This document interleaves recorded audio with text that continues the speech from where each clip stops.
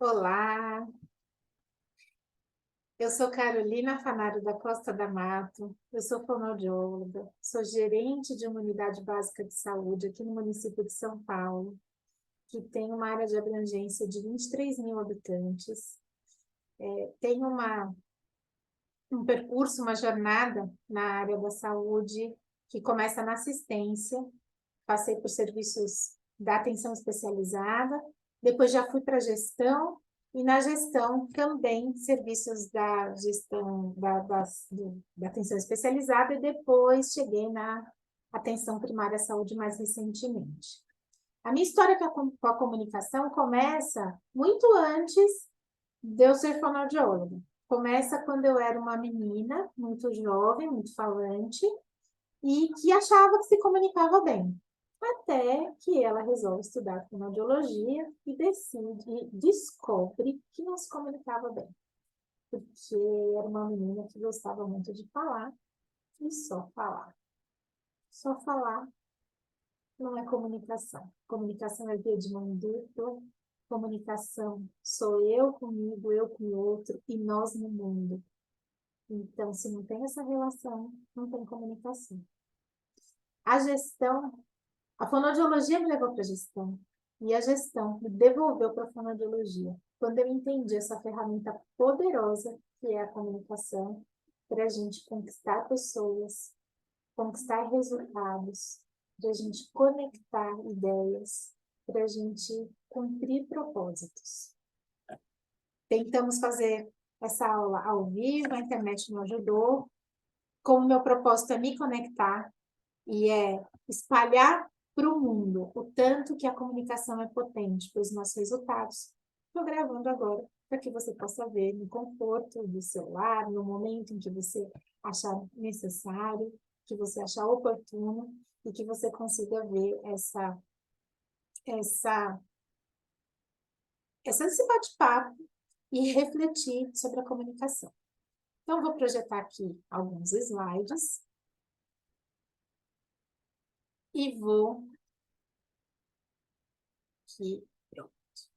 Vou projetar aqui os slides e nessa projeção a gente vai aqui, pronto. Então, vamos lá. Slides projetados. Agora sim, slides projetados. A tecnologia sempre nos... Agora deu certo. Muito bom. Fui convidada pela Marilene para falar sobre comunicação e acolhimento humanizado aos usuários do SUS. Fiz um convite para você pensar quem é você no SUS. Pensar nesse momento que a gente está na Copa do Mundo, se você é aquele que não tira o foco do seu objetivo, chega com o pé na bola onde quer que esteja essa bola, chuta e faz o gol. Se você é aquele que está o tempo inteiro sendo atacado, se você é aquele que está o tempo inteiro se defendendo, ou se você é aquele que está sempre no meio de alguma confusão, ou para apaziguar, ou para colocar fogo no parquinho. O que eu vou dizer para você é que o comportamento humano, ele faz com que a cada momento a gente transite por esses lugares onde a gente está aqui.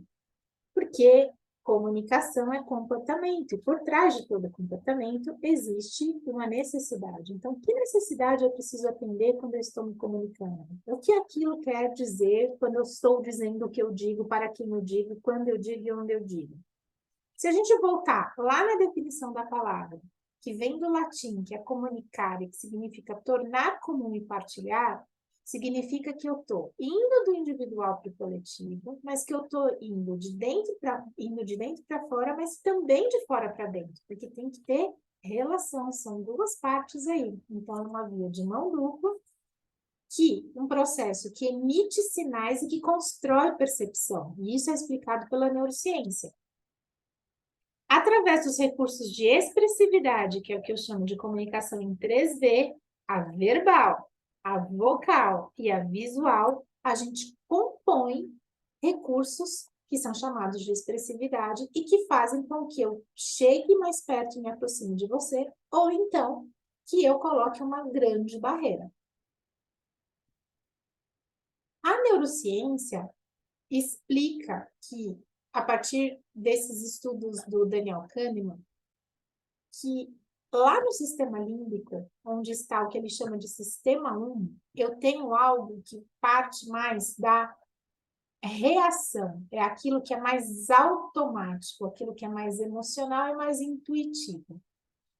Quando isso sai desse sistema límbico e chega até o córtex pré-frontal, que é uma outra região do cérebro, mais racional, mais analítica e que demanda um pouco mais de esforço, é a hora em que eu trago isso para consciência. Então, eu saio da reação do sistema límbico e entro na ação do córtex pré-frontal. Há quem diga que ele é preguiçoso, mas na verdade ele precisa de tempo para poder tomar decisão. E isso acontece de forma muito rápida. A gente acha que precisa de muito tempo, mas às vezes 5 segundos onde você toma uma respiração profunda, você faz com que o oxigênio chegue ao seu cérebro e que seu límbico seja desativado, seu córtex pré-frontal seja ativado e que você, com consciência, tome uma decisão. Neste sentido, comunicação é comportamento, é habilidade, portanto, você consegue treinar, consegue desenvolver, e comunicação também é decisão, porque você pode ficar lá no sistema límbico e reagir, ou trazer para a consciência, para o córtex pré-frontal e agir. Cada coisa da comunicação, dentro das dimensões e dos parâmetros, elas vão trazer uma sensação para quem está te vendo. A voz dá a sensação de se você tem ou não tem energia, se você está ou se você não está seguro no que você está falando. A forma como você articula suas palavras traz clareza, dá a sensação de credibilidade. A velocidade de fala leva para o outro a informação de ansiedade ou apatia, alguém que fala muito devagar, um contraponto com alguém que fala muito rápido, então você já vai criando imagens das pessoas a partir da forma como elas se comunicam. A sua expressão facial te denuncia em relação ao conforto ou desconforto daquela situação, o seu corpo, a abertura e, sobretudo, o conteúdo do seu discurso, que é o que dá valor para o que você está dizendo, é aquilo que te traz notoriedade. E aqui eu te convido a pensar sobre oratória e escutatória. Por quê? Oratória é o que vem na cabeça de todo mundo quando a gente pensa em comunicação. Agora, escutatória, dificilmente a gente pensa, a não ser que a gente seja convidado a refletir, ou alguém como eu, que é uma estudiosa do assunto. A oratória tem a ver com autenticidade e a escutatória com empatia. A autenticidade tem a ver com a capacidade que eu tenho de me expressar com clareza, considerando os meus sentimentos, as minhas necessidades.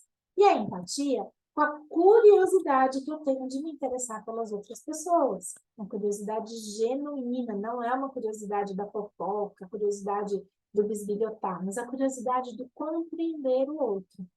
Que significa exatamente estar aberto para escutar, para ter humildade, para reconhecer cada um é único e que os filtros que a gente tem, as vivências que a gente tem, são só nossas, porque cada ser é único.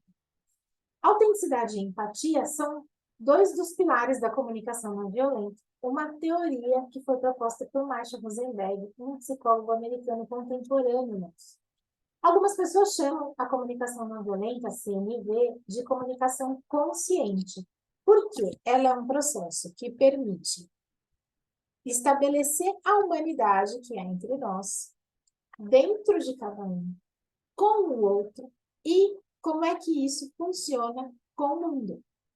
Então, eu estou falando de comunicação intrapessoal, interpessoal e sistêmica. Eu comigo, eu com o outro, eu com o mundo.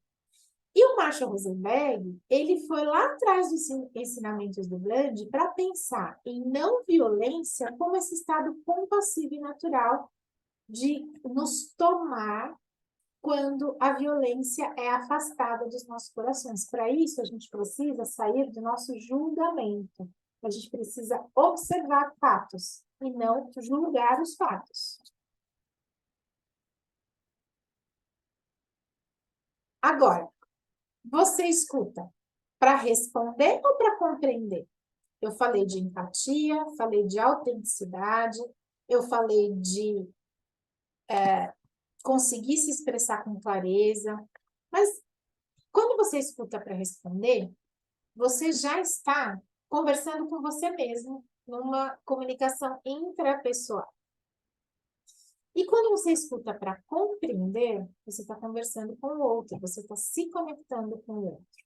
É na escuta que a gente se conecta com o outro. É na escuta que a gente cria esta empatia genuína.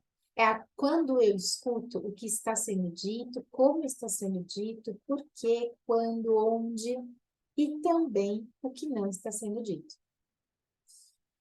Isso faz com que eu possa diminuir os ruídos de comunicação que tem na minha comunicação, os ruídos que tem na minha comunicação.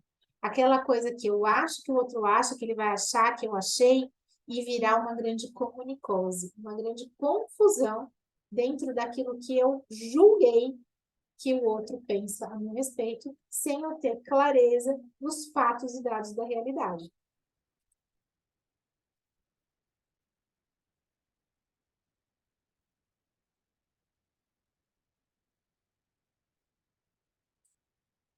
Isso é tão verdade que quando eu te convido a olhar para esse rapaz, você vai dizer para mim, é uma pessoa forte, é uma pessoa séria, é uma pessoa compenetrada, é uma pessoa disciplinada, porque você está interpretando baseado nos seus filtros, na sua vivência e naquilo que para você é ser uma pessoa disciplinada, uma pessoa forte. Você imagina qual é a profissão dessa pessoa? Você já deve saber, porque você devia estar no momento ao vivo, mas eu vou repetir para você. Ele é um padre. E normalmente não é essa imagem que nós temos dos padres.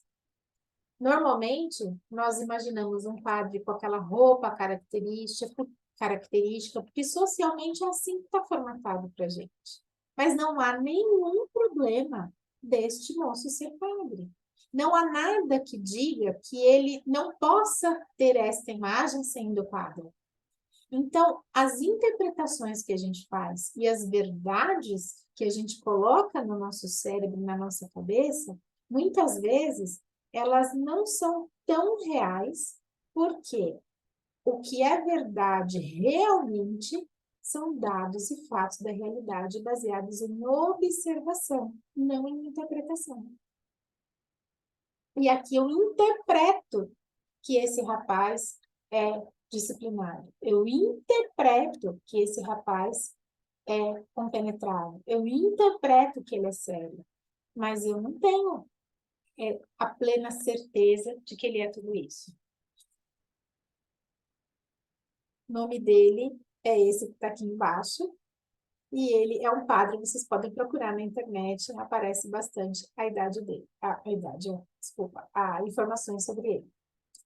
Então, quando eu estou falando de comunicação consciente, eu estou falando de observação.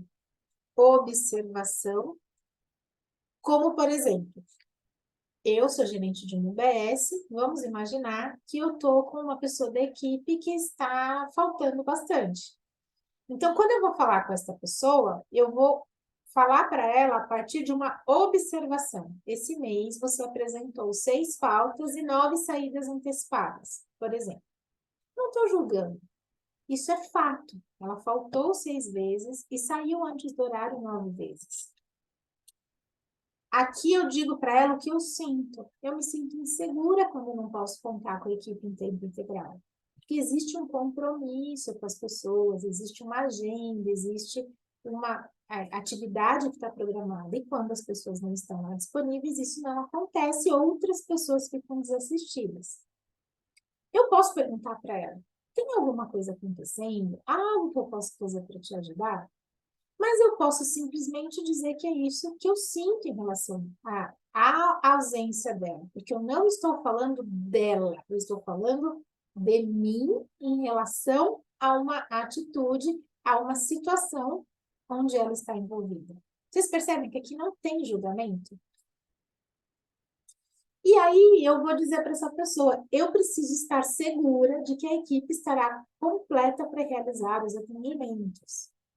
Eu, de novo, estou falando de mim, eu não estou falando dela. Eu não estou dizendo, você é faltoso, você é descomprometido. Eu não estou falando nada disso. Eu só estou falando como eu me sinto e os impactos que aquilo causa em mim, obviamente no contexto, a partir de uma ação tomada pela outra pessoa. E no final eu faço um pedido que é muito claro. Eu posso contar com a sua pontualidade e assiduidade a partir de amanhã? Ou a partir da semana que vem? Ou a partir de quando você conseguir resolver essa situação, caso ela tenha aberto a situação para você? Isso não é um jeito respeitoso de ter uma conversa difícil de uma forma muito delicada. E mesmo assim, com firmeza, com abertura, com empatia, mas com clareza daquilo que eu preciso. Eu preciso das pessoas na equipe no tempo em que elas precisam estar ali no seu local de trabalho para prestar aquele atendimento. Isso está claro. E eu não estou dizendo com isso que as pessoas são ou deixam de ser qualquer tipo de adjetivo que eu possa atribuir a elas. Eu só estou falando do fato em si. Isso me aproxima das pessoas, porque ela não se sente julgada, ela não se sente ameaçada. E aí ela não quer se esconder, nem atacar e nem fugir. Ela se conecta. A comunicação consciente, ela é prática consciente de comunicação. Proporcionar vínculos fortalecidos, relações de cuidado. Por quê? Porque eu evito repetições de coisas automáticas que estão lá no sistema 1, igual a gente falou no slide anterior. E o que tudo isso tem a ver com humanização? Tem a ver que na Política Nacional de Humanização está escrito que humanização é a valorização dos usuários, dos trabalhadores e dos gestores no processo de produção e saúde. E comunicação consciente é falar e ouvir na essência. Então, eu me conecto genuinamente e permito que haja uma compaixão, e essa compaixão me aproxima do outro. Eu consigo entender, ser entendido, e as coisas fluem dessa forma. Lá no site do Ministério, se você for procurar a PNH de 2003 e o programa Humaniza SUS, isso eu copiei de lá, tá aqui o endereço para vocês verem. Lá está escrito isso, está escrito que são trocas solidárias entre os envolvidos no processo. E dizendo que a grande questão é a promoção da comunicação entre os grupos para debates em direção às mudanças que proporcionam uma melhor forma de cuidar e novas formas de organizar o trabalho, a partir do diálogo, a partir da conversa. Comunicação e humanização são tecnologias de cuidado, de vínculo, de acolhimento, de corresponsabilização e de autonomia. É uma tecnologia leve, como fala o professor Emerson Henry, quando ele fala das densidades tecnológicas, leve, leve, duro, dura. A tecnologia da relação, com práticas de diálogos abertos, liberdade e espaço para manifestar sentimentos, ser acolhido por isso, e também fazer acolhimento, né? Acolher e ser acolhido. É a pura tecnologia leve que o professor Emerson Henry propõe.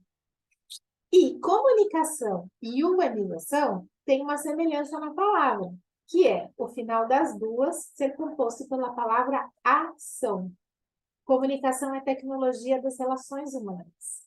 E humanização é política pública. Então, a gente precisa se apropriar disso, porque a ação é escolha. Quando eu tomo uma ação, eu estou escolhendo de forma consciente. Sistema 2, o que a gente falou lá nos primeiros slides. Comunicação deve funcionar como ponte, não como muro. Se a gente não está com isso muito bem delimitado, desenhado entre a gente constrói muros, constrói barreiras, com a mesma comunicação, que na verdade deveria ser a ponte da conexão entre as pessoas. E aí, se é escolha, eu pergunto para você, qual é a sua escolha? Você quer ser do time da comunicose, que todo mundo fala e ninguém se ouve, Ou você quer ser do time da congruência, que você fala o que precisa ser dito, com honestidade, com clareza, com educação, com firmeza, mas também pleno e plena de que o outro também tem o direito de falar e de ser ouvido, que ele tem o direito de ter a opinião dele e que a grande questão é a gente balizar e calibrar todas as coisas e ver que tudo isso pode chegar a um denominador comum para que as coisas fluam, para que a gente consiga resgatar cada vez mais o humano que é entre nós. Que essas reflexões possam ter deixado em vocês algumas pulguinhas, algumas provocações, para que cada vez mais você seja consciente de que o que você comunica para o mundo, o que você comunica, a forma como você comunica para o mundo, cumpre um propósito. E dentro das unidades de saúde, o nosso propósito é servir. Então, a quem estamos servindo? Por que e por quem estamos onde estamos? Porque escolhemos estar lá. A quem servimos e como queremos servir? O SUS é audacioso. A Política Nacional de Imunização é muito importante para que a gente possa resgatar o humano nas nossas organizações diárias, nos processos de trabalho, nas relações postas nas nossas relações de trabalho e também no cuidado, no projeto de cuidado que a gente vai desenhar com cada um dos usuários que nos procura. Assim, eu termino deixando as minhas redes sociais, @carolfanaro, para que você possa me seguir, e o meu e-mail, contato@carolfanaro.com.br, para que você possa compartilhar essa experiência, me mandar um e-mail e que eu vou te responder num e-book sobre saúde vocal que eu escrevi especialmente para essa turma. Quero parabenizar e agradecer o convite de estar nesse momento com vocês e a jornada que vocês têm caminhado em prol do SUS que queremos. Muito obrigada. Contem comigo.